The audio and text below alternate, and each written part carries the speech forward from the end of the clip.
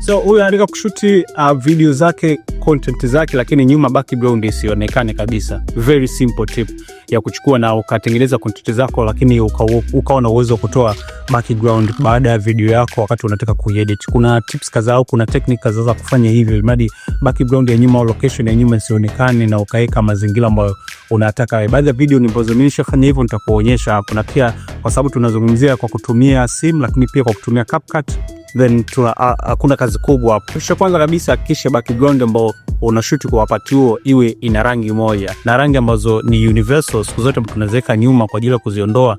Kuna green screen, kuna blue screen, lakini pia kuna rangi nyingine ambazo watu wanazitumia kuondoa. Na kama hauna hivyo vitambaa au hauna makaratasi ya kuweka nyuma, usichanganyikiwe. Pia unaweza kutumia ukuta tu wa kawaida ambao hauna changamoto nyingi. Mfano labda kivuli chako akipo sana kwenye ukuta, hakuna vikorokoro vingine nyuma ya ukuta, maana yake unaweza ukashoot na baadaye ukaenda kutoa ukuta. Lakini pia kwa mazingira mengine ambayo hayana mambo mengi, watu hawapiti ovyo, hakuna miti mingi, kuna hali ya hewa ambayo au kuna mazingira ambayo yanataka kufanana kwa pamoja, hii pia unaweza ukatoa background yake na ukashoot katika mazingira yao katika rangi hizo nilizokuambia. Maana ukienda kwenye CapCut na kama CapCut yako umelipia, unaweza ukatoa kabisa bila changamoto kwa one tap tu kama nilivyokuonyesha hapo. So kubonyeza background kwa umetoka na utaweka background nyingine ambayo unaitaka na ukatengeneza locations ambazo wewe unapenda zionekane kwenye video yako. Lakini kwa upande wa Adobe Premiere Pro ni rahisi na ni bure kabisa kuliko uko kwenye CapCut ambapo inabidi feature utakobe. So hapo najua kwanza sasa hivi unaweza ukashoot video zako kwa simu na ukatoa background